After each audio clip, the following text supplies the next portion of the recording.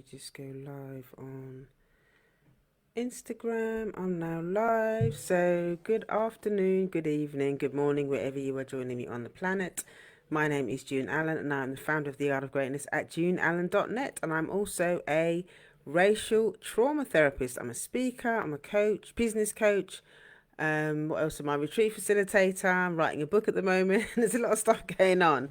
So, today, I wanted to talk to you about some reflections that some insights and stuff that I gained from teaching the class last night. So in my mastermind, I run a monthly mastermind, a wellness mastermind. And last week, sorry, not last week, last night, the topic was about how to make amends to yourself, okay, from acting out around giving away your time and money. Okay, how to make amends to yourself when one of the ways that you act out is by giving away your time and your money with no clear benefit. Okay, with no clear benefit.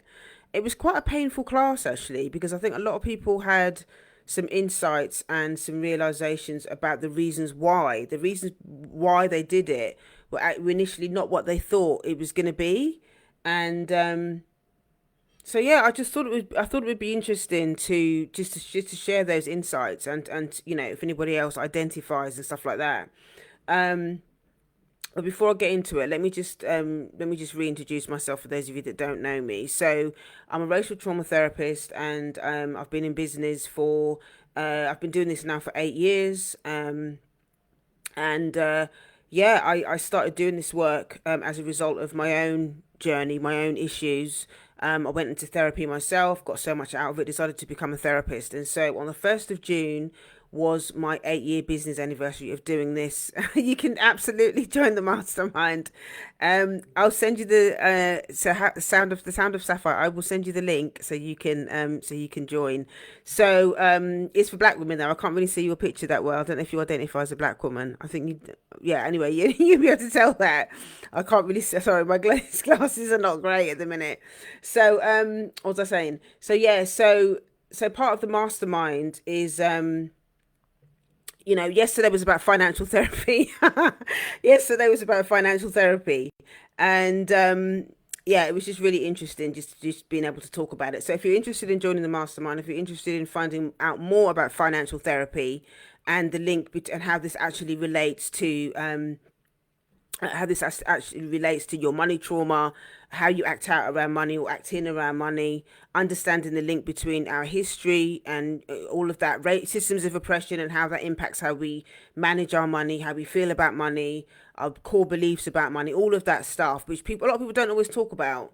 A lot of people talk about budgeting and spending plans and all of that kind of stuff, and they say to you, well, stop overspending, stop doing this, stop doing that, but they don't really talk about why is it that that our relationship with money as black people, as black women, is so difficult. So that's kind of what I talk about. I bring the therapeutic angle to why our relationship with money is so difficult. So if you're interested in finding out more about that, click the link in my bio, go to heal.juneallen.net. That's heal.juneallen.net. That's heal.juneallen.net. And the link in my bio will say that join the Sacred Sister Sanctuary mastermind. And if you click that, then you can sign up there. If you've got any questions or anything about it, obviously you can drop me a DM or you can send me an email, info@yardofgreatness.com. So yeah, so let me get back into the insights and stuff from last night. Yeah, it was really humbling experience, and I just really wanted to share some of the stuff that we talked about. That was really sorry, my glasses are really dirty. Yeah, that we talked about, that was just really really empowering to talk about and to hear, and everyone, and from what everyone was saying. So one of the things that came up quite consistently during the session was understanding that, whether people are giving when people give away their time and money, quite often it's from a shame-based place. Okay, it comes from a place of shame when people are giving away their money or giving away their time for free with no clear benefit. It comes from a place of shame. It comes from a place of unworthiness. And that also, when we go and explain and explore, sorry, what that means, and where the shame comes from, quite often it comes right the way back to childhood, when, as children, we were supposed to be needless and wantless. Okay, we weren't allowed to have needs. We had to be needless and wantless, and that means that our relationship to receiving was not healthy. You know, what we learned, the pattern that we learned is, well, in order for me to be liked, in order for me to be accepted, in order for me to do what I need to do and survive, I can't have any needs. I can't want for anything. So, you know, and because of the hardship that a lot of our families were raised in and stuff like that, we don't know what it really means to receive. We don't know what it means to receive. A lot of us can't even accept a compliment from somebody without thinking that we have to, you know, rebuttal it or say, oh no, you know, don't say that. Or we find it so difficult to even accept a compliment. So if we find it difficult to even accept a compliment because of the shame that we carry, because of the unworthiness we feel, how are we going to be abundant how are we going to live abundant lives? How are we going to have abundant relationships? How are we going to have abundant businesses? Okay, how are we going to have abundant businesses if we find it so difficult even to accept a compliment? When somebody else is complimenting you on something that probably you deserve, but because you feel so undeserving, you feel so unworthy, you can't accept that. You can't accept that. And also living inside systems of oppression also, you know, means that a lot of us we don't feel worthy because the system tells us that we're not valuable. We're not valued in society as black people. Okay, we're not valued in society. We're only valued by what we can produce. We're not valued as a people. We're valued by what we can do. You know, we've already given them hundreds of years of free labor. Our ancestors worked for free, and even now, a lot of us are working. You know, below our we're working for salaries and stuff below what we deserve. Okay, so we're still expected to be mules. We're still expected to perform. We're still expected to be productive. But the system doesn't want to pay us what we're worth because under the system, we're not valued. Okay, we're not valued. And so when we're constantly treated like that at different levels, whether it's within your family of origin or whether we're talking about how we're treated in society, it makes sense that we internalize that and we find it hard to receive. Because that's the pattern that we've been taught. That's what we've internalized, that we're not allowed to receive anything. We don't deserve anything. And so we find it hard to receive. We find it hard to put ourselves in a situation where we can receive, and we can receive good things. We can experience joy. We can experience abundance. Those things become very difficult for us because the shame always comes up telling us that we don't deserve it. We don't deserve it, and that we shouldn't have it. The other thing that came up in the session yesterday that was really interesting was one of the reasons why some of the ladies in the group would give away their time and their money is because they felt that if they didn't do it, that they were going to get rejected. Okay? If they didn't give away their time and their money, then they thought that they were going to get rejected. So linked to that behavior is a fear of abandonment. You know, and that again, those patterns were probably learned in childhood. That in order for you to get what you need, okay, or in order for you to please your parent or the family member or carer or whoever it is, you had to just do what you had to just take what was given. You had to take the crumbs. Okay, you had to just take the crumbs. And a lot of us as a community and as families, again, because of the system, and especially if we've got ancestors that were enslaved, okay, we're so used to getting crumbs. We've got generations and generations and generations of families, okay, where we didn't have abundance. We were raised on crumbs. We were barely surviving. Okay, we were deprived. We were deprived of so many things, deprived of love, deprived of food, deprived of our own humanity. Okay, so that when we're in so much deprivation, we just get used to it. We get used to it, and we're just used to accepting the bare, last of the bare minimum, less than the bare minimum. We don't even know what normal relationships and normal receiving is about because we're so deprived. We're so deprived. I used an analogy in one of the sessions actually a few weeks ago, and we were talking about, again, it was another financial therapy session. We were talking about deprivation and stuff like that. And I was saying that as a community, so many of us are so deprived. It's almost like we're so deprived that we're actually, it's one of the reasons why we end up betraying each other. Okay, we end up betraying each other and we end up bleeding each other, sucking each other dry. Okay, because we're so deprived that we would take from other people and not really care what's happening to the other person, that you're bleeding dry. So we end up betraying each other because we're so deprived ourselves. And I was using the analogy about being breastfed. You know, I was saying that so many of us in the community, we were so deprived as children. We're so deprived under this system that they will latch on to somebody else. If somebody is starting to give them something, they latch on to somebody. Okay, they latch onto that breast, and they're gnawing at the breast of this person because they're so deprived. And then that person ends up without a breast. That person's got no nipples, okay? That person's got no nipples because we're so deprived that when there is something to be given, that we end up sabotaging it because we're so deprived, and we're not thinking about anybody else. We're not thinking about the impact that the other person has in you latching off that person, because we're all so deprived. So somebody's saying it's how the system is set up. Still, it's absolutely how the system is set up. And that lack of that deprivation mentality, that thinking that, oh my God, I have to get everything that I want out of everybody else, and then I'm gonna bugger off. I'm gonna bleed that person dry. I'm gonna milk this person, and then I'm gonna bugger off. That mentality is destroying the relationships. It's destroying the trust. And it's destroying our ability to have self-respect for ourselves and each other.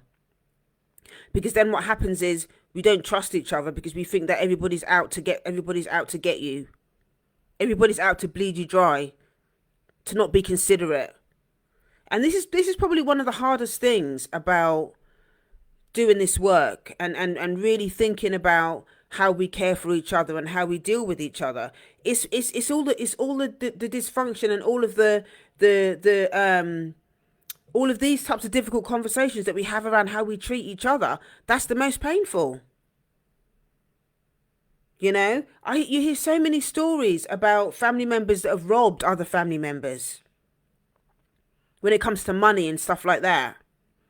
I can't tell you how many times, you know, there's been times where I've been, I've bought tickets for events and stuff like that. And either the event doesn't happen, or the customer service is rubbish, or something happens.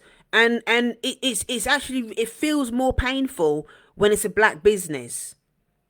Okay, it feels more painful when it's a black business because it taps into all of that family stuff, all of that stuff around not feeling seen or heard or appreciated. Okay, within your family of origin. So then all of that stuff gets triggered because it's just like people are just taking the piss. People are just taking the piss.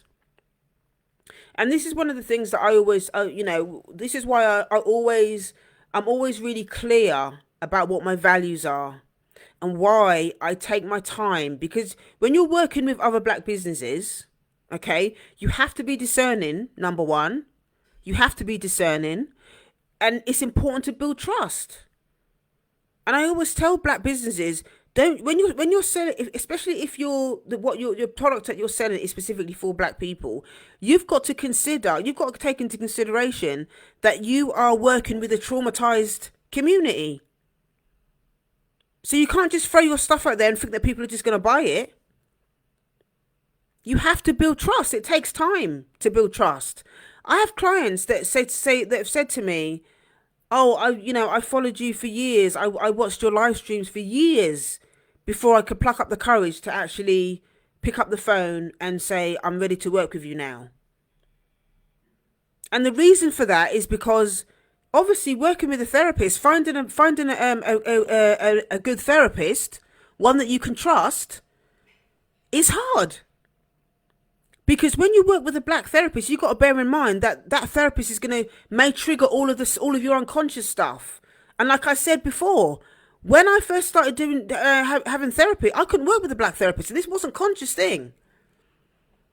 I couldn't work with a black therapist. Yes, you identify. Listen, and this is the stuff that people don't talk about with this sort of thing. When black businesses are working with the community, you have to include the fact that you're working with people that are traumatized, and you have to be more compassionate, and you have to be more gentle, and you have to set boundaries. You have to create a safe enough space for people. This is one of the reasons as well why the women that are in my mastermind, the women that I've worked with, they end up staying with me for a long time. They end up staying with me. Some of them have been with me 2-3 years. Sometimes they'll go away and come back. They go away for a few months and they'll come back. Sometimes I work with them one-to-one. Sometimes they'll go in the mastermind and work with me as a group. Depending on what their needs are, they will swap and chop and change depending on what their needs are. So someone's saying, I'm going to be linking. Listen, click the link in my bio, go to heal.juneallen.net. That's heal.juneallen.net. That's heal.juneallen.net. If you identify, you hear what I'm saying. And listen, not a lot of people talk about this. They don't talk about this aspect of being in therapy. They just think, oh, it's a black business, it's a black therapist, I'm going to go and work with her. I'm going to tell you that a lot of black therapists are not doing this work. That's the hard facts. So just because just because the therapist is black, it doesn't mean that they're culturally competent. Okay? Just because the therapist is black or the business is black, it doesn't mean that they're culturally competent. Because I don't know what it is like in the States, but in the UK, they don't go in depth. They don't go deep with this stuff when it comes to a lot of the reasons why I am the way I am and the way that I can teach this stuff is because I did a lot of my own work. Okay? I went and spent money on extra trainings. I've read untold books. I've spent thousands of pounds over the years going to eventually when I found a black therapist, being able to talk about all of that stuff. And using my own life experience in and out of recovery to have these types of honest conversations and to explore. They don't teach it at this depth when you train to be a therapist. So as far as I'm concerned, a lot of the therapists, if they just only do the college stuff, they're not equipped. They're not equipped, so they don't always understand when they're getting triggered by other black clients, black customers. They don't understand when they're getting triggered. They don't know how to deal with it. But the benefit of doing that is I can understand. I know when stuff is coming up for me when I'm working with clients, and I also understand when it's happening in the group. I can hold those conversations. I can facilitate those conversations. Hi, Amber. Thanks for joining. I can facilitate those conversations in my group because then they start to understand how internalized racism gets played out in the group because we open the conversation. And there's never been a situation where they've been acting out in the group unconsciously because the conversation is always part of the training. It's always part of the masterclass or the discussion. I'll always bring it in. How do you think internalized internalized patriarchy, whatever it is, how is that playing a role in this conversation? So it's not like everybody has to sit and think about, oh, well, what about, because it's always part of the conversation. It's always part of the conversation. So being able to understand when there's shame and stuff like that around, thinking about being seen and understand it. And, therapists should already know this stuff. When they've got a black client coming in, they should already have all this stuff already. So that they can hold the space for the client when it comes up. When I was working in, unless I actively sought out a therapist and actually brought the stuff into the space, No therapist, there was not, especially none of the white therapists ever asked me, oh, how do you feel about working with a white therapist? And there is that school of thought where they say that oh well, you should only talk about what the client brings into the space. But I actually think that that's a cop out. To be honest with you, I think it's a cop out. I think it's important to actually raise the conversation so that the client starts to feel, as far as I'm concerned, this is how I work with my clients. Okay, this is how I work with my clients. How people work with theirs is their business, but this is how I work with my clients, and it works. I ask them how they feel. How do they think working with me as a black therapist and the way that I work with clients? How do they think that is going to enhance their experience or impact their experience? I should say, because they might think it's a negative thing. So I know for me, I would have found it. I found it really painful at first. I found it really painful. There was a lot of shame that came up around it. I wasn't able to receive. Okay, I wasn't able to receive the support and the nurturing from a black therapist in the early days because I was too triggered.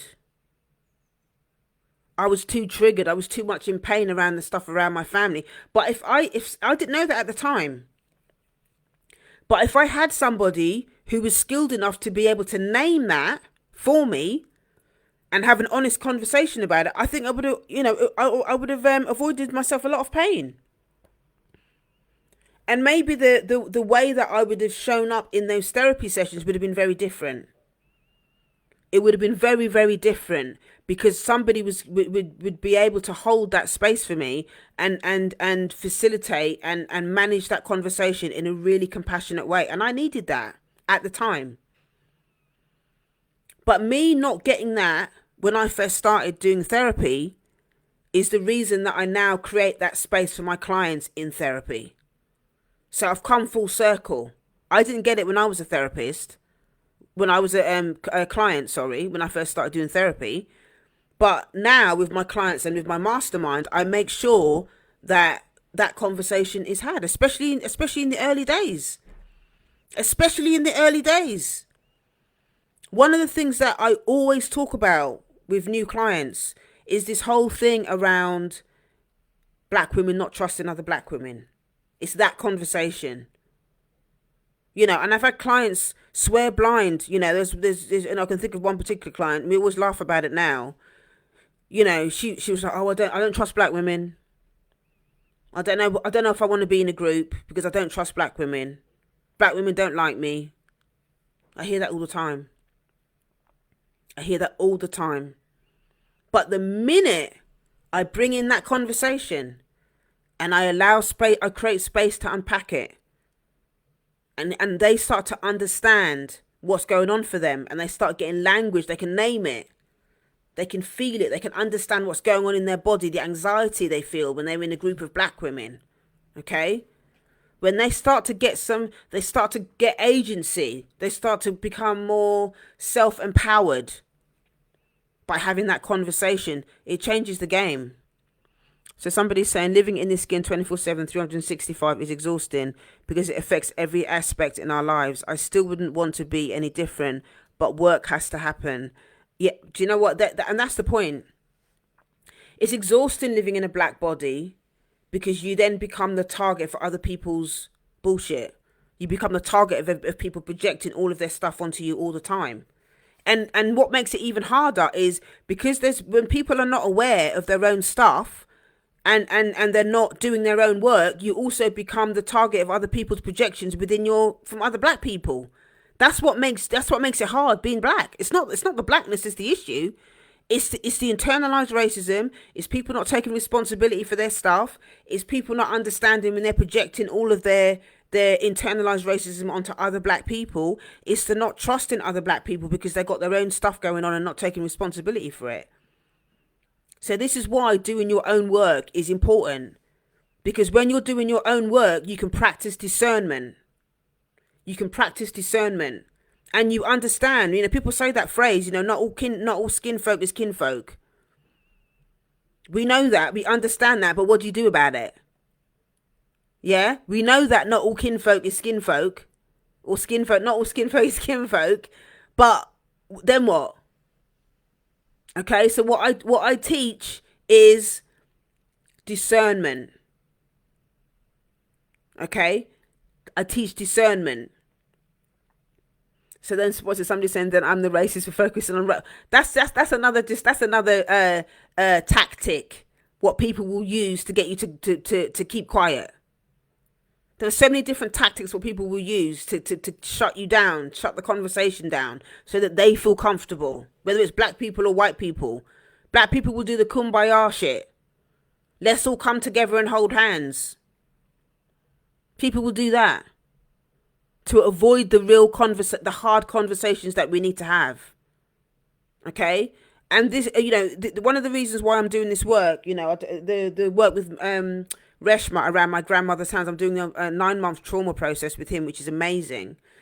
And I've been an advocate for that even before I started doing this work with Reshma. I've always said that. And this is the stuff that came up when I was doing a lot of service in my recovery programs and stuff like that. When I set up these meetings, I was very, very clear. And I said to people, these boundaries around only having people of colour in these meetings are non-negotiable. It's not a kumbaya come together meeting for black and white people, because there's too much trauma for everybody to come together in a room and talk about race. As Reshma puts it, there's too much charge. We're talking about 500 years of charge around race. And white people can't hold that. White people can't hold that. And for black people, it's too terrifying. There's too much charge and trauma and upset and grief for us as a community to be able to be sitting in rooms with white folk talking about race. That's a fantasy. At this moment in time, it's a fantasy, and it's actually unsafe. Okay? It's a fantasy and it's unsafe to be doing that. I believe it's unsafe. It's impossible to really do that work with all of that going on. So it is important for us to be doing this work together as a community, but what needs to be included in those conversations is those conversations around how how the mistrust happens and all the rest of it. I'm going to share a story with you about something that I found out when I was at college. I wrote an essay about attachment, the link between race and attachment, the attachment theory from a black perspective. Okay, but what I did in that essay as well is I extended out the conversation, because normally at college they talk about the family of origin. Okay, they talk about the family of origin and the attachment with the parents and all the rest of it. And what I did in my essay is I extended out the conversation to also include how, for black people, it's hard for us to even attach to our, not only can we not attach to our family of origin, our parents, because of the trauma that we experience, but also because of the attachment in terms of we can't attach to society. Okay, because we've also been neglected and abandoned by society as well as within our family of origin. So that detachment, okay, is something that needs to be spoken about. And so this story that I wanted to tell you, one of the things that I wrote about in my essay was, what's the name of this guy? It will come to me in a minute. But anyway, there was a slave owner, okay, a white person that enslaved our ancestors that came from Britain and went to live in Jamaica. Okay, and he lived there for most of his life. Okay, enslaving our ancestors, doing whatever he was doing. But what happened was, this person, Thomas Thistlewood, that's his name, Thomas Thistlewood. Okay, he kept diaries. Okay, he kept diaries of everything. He kept diaries of the rapes. He kept diaries of how he punished our ancestors. He kept diaries of what was happening. And so what they did was they basically published this book based on this guy's diaries. And one of the ways that he would punish our ancestors if they did something, okay, and if you Google the Derby dose, you'll understand what I'm talking about.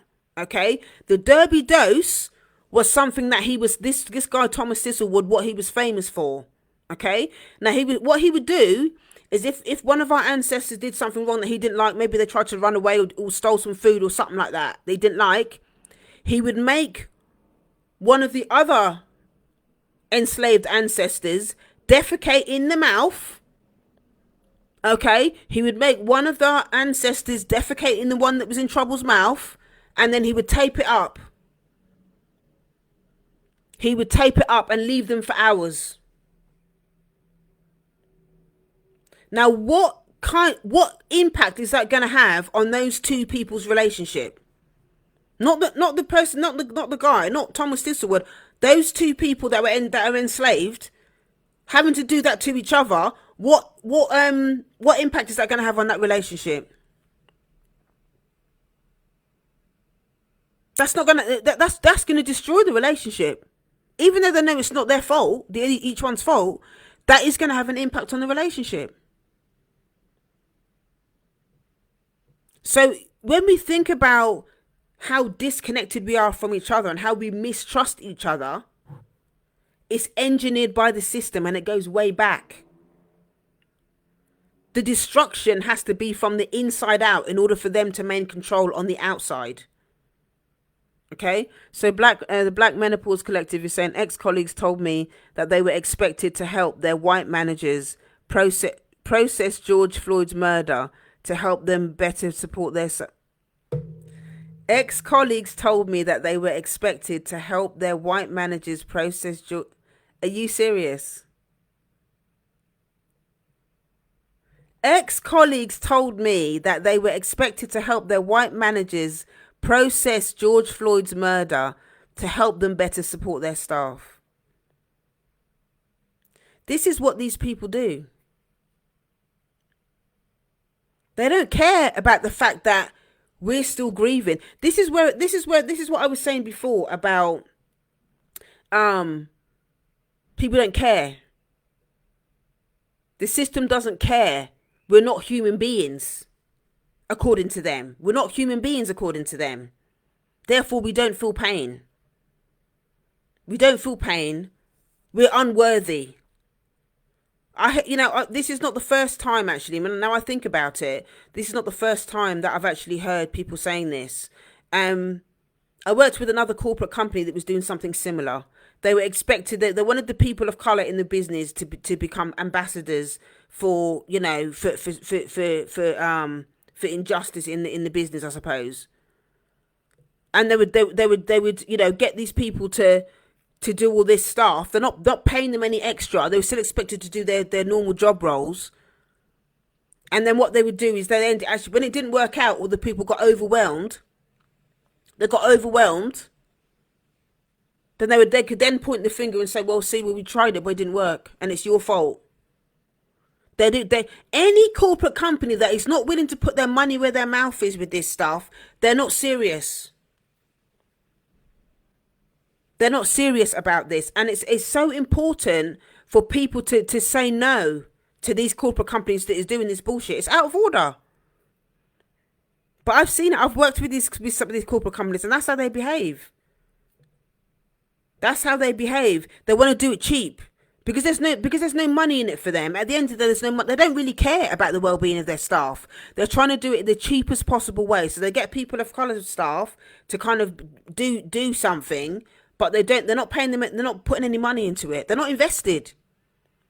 They want the cheapest possible way to put a plaster over the situation, so they can tick a box and go, oh yeah, we did a little workshop. Oh, we've got like a support group, to get people to talk about it. But they ain't really doing shit.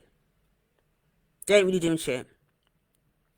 So again, it's this whole thing around us feeling deprived. We're deprived of our very humanity.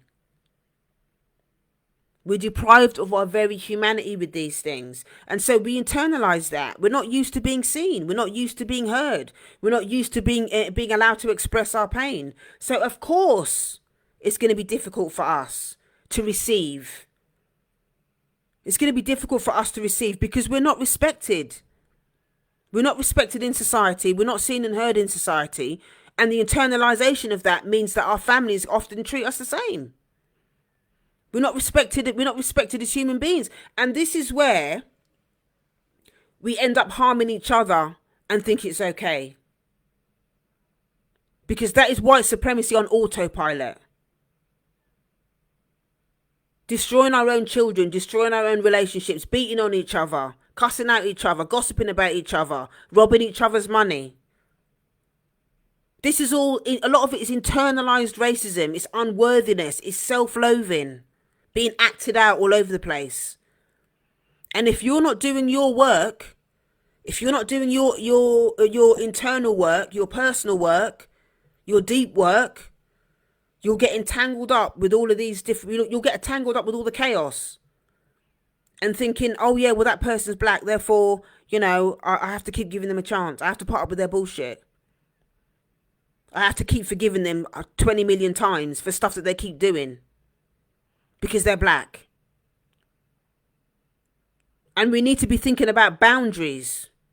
We need to really be thinking about boundaries. Instead of thinking about forgiveness all the time, we need to be thinking about boundaries. Because forgiveness is still hurting you. I'm going to actually do a separate live stream on forgiveness. Quote unquote forgiveness. Because that's one of the things that really gets my goat with a lot of this stuff. It's used as a way to keep people quiet. It's weaponized. That's what it is. With the term forgiveness, or the idea of forgiveness, it gets weaponized when it comes to us. And we don't give ourselves permission. We don't love ourselves enough to be able to process and do what needs to be done in terms of allowing ourselves to be angry, allowing ourselves to grieve. And all of that stuff, when we're treated in this way and we're not giving ourselves permission to do that, we just end up in this horrible cycle of shame and self-loathing and unworthiness. And then it just becomes a cycle, and it just becomes harder and harder for us to receive anything that's good. Because we're so used to we're so used to sitting in the chaos or dealing with other people's nonsense that we don't feel worthy enough to go and get the help that we need. Any little thing that we do give ourselves, we're so deprived that even doing what we should be doing as standard, that feels like a luxury.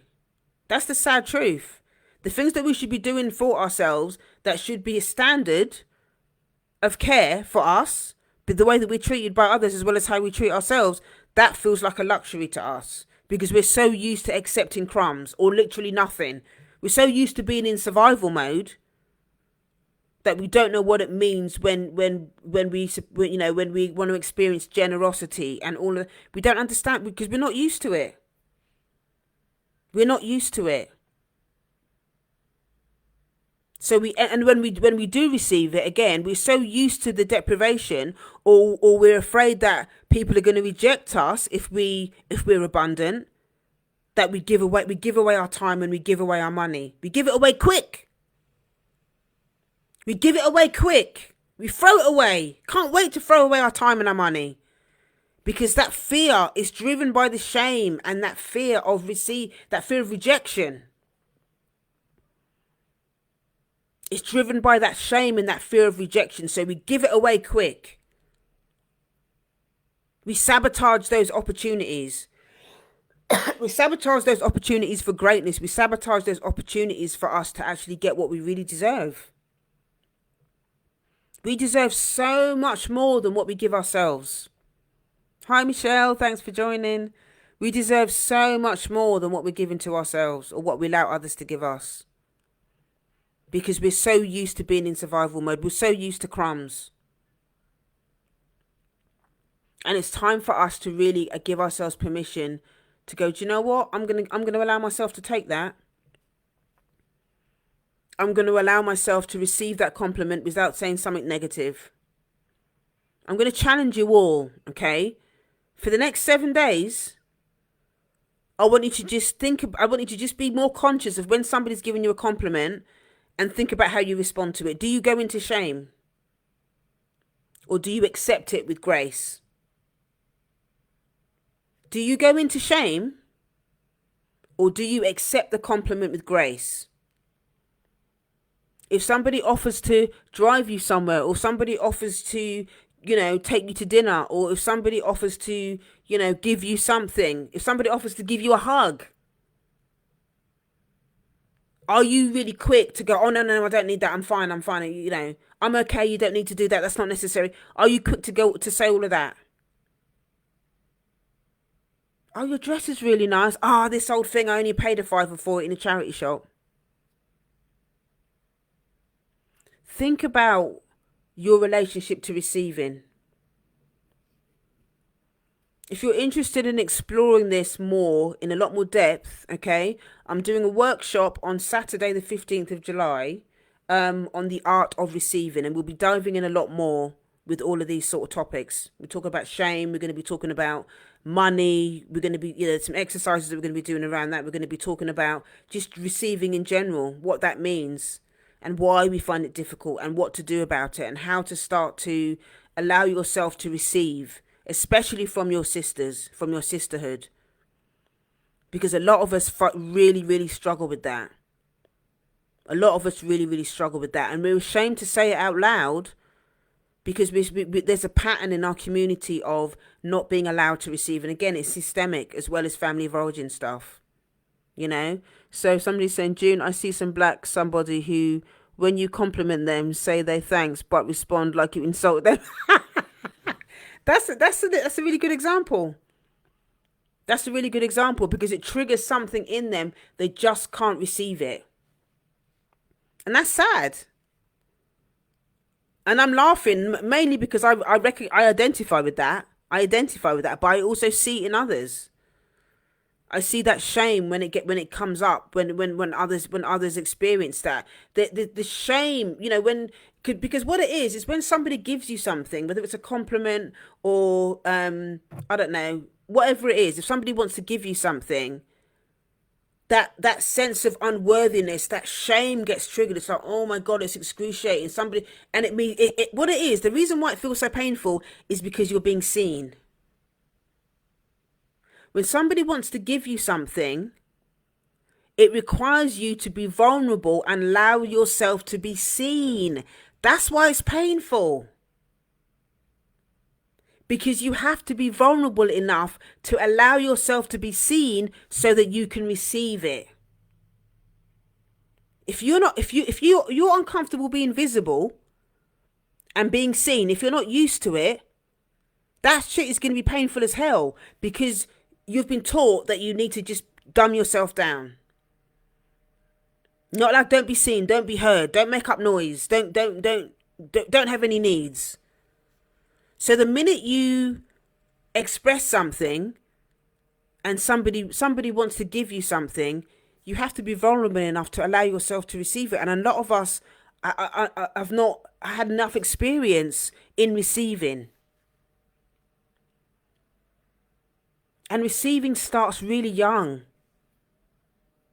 It starts from when you're a baby, whether your mum breastfed you, whether you got a hug when you were crying when you were mum. That's a whole nother conversation. But it starts from when you're young. It starts from when you're a baby. So it goes back to even into the unconscious. Because you're not going to be able to remember all those things when you were a young baby. But it's in there. So if you're interested in digging deep more into this topic, join me for the Art of Receiving workshop in July, and Saturday the 15th of July. It's in London. It's in Brixton. Click the link in my bio. Go to heal.juneallen.net. That's heal.juneallen.net. That's heal.juneallen.net. I'm going to leave it there for today, but thank you so much everyone for joining me. If you know somebody that might benefit from this, okay, please share it with them. If you're interested in joining the mastermind as well, because we still continuing with the financial therapy sessions. And this is the interesting thing about doing these sessions on financial therapy. What's coming up in the sessions is it's way beyond money. It's way beyond money and budgeting and all that sort of stuff. We don't really do a lot of that stuff. We talk about money trauma. We talk about all of the emotional stuff that's lurking underneath, that's driving the money behavior. That's what we talk about. We talk about all of the things that's driving the money behavior, and underneath, often what I'm hearing is underneath all of that is the shame, the grief, the wanting to connect with others. I wanted to connect with that person, so I thought if I kept giving them my money, even though I can't afford it, if I keep giving away my time, even though I can't afford that time, that person will love me. That's a very different conversation than telling someone to get their spreadsheets out and create a budget. Because without understanding what's driving the behavior, people are not going to stop doing the compulsive behaviors around money. People need to understand the emotions and the pain that's driving the behavior. And what's driving the behavior, like I said, is the grief. The grief, the loss, the pain, the shame. All of that stuff is what's driving the behavior. And so this is one of the reasons why I really wanted to do this work, why I really wanted to do the financial therapy work. And it's blowing the ladies in the mastermind, it's blowing their minds. It's blowing their minds because it's the first time that for a lot of them have had that, actually for all of them actually, that we've really had a conversation about money and money trauma and the impact that that's had on their money behavior, because it's not about the money. It's not about the money. The money is just an awareness thing to think so they can understand and explore how it gets acted out. The money behavior is the symptoms. It's not really about the money.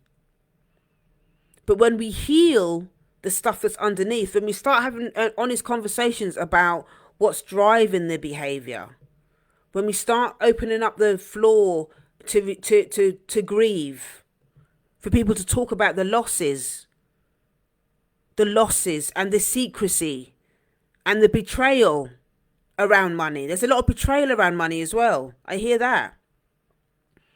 When people start having those types of conversations about what happened in the family of origin, and then to open it out and think about how we've also been betrayed as a community around money.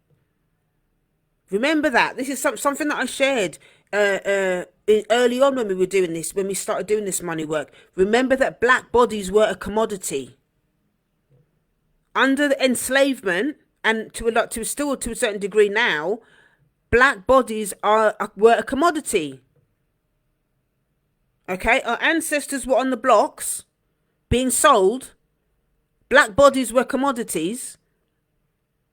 It just shows up different in today's climate. But black people are still being used because we're not deemed as human. We don't get paid the same as white folk. We don't get treated the same as white folk under the system of racism when it comes to work. And the fact that our black bodies were commodities, okay, and still are commodities, what impact is that going to have on your relationship to money? It's going to have an impact, conscious or unconscious.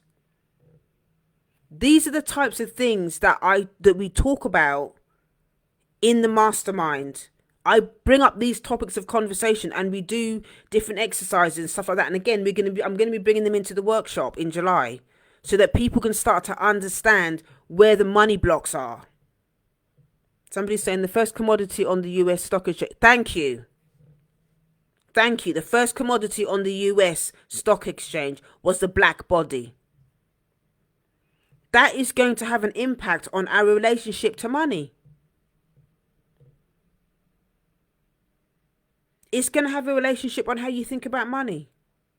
Whether you want to believe it or not, it is going to have an impact on how you feel about money. Okay?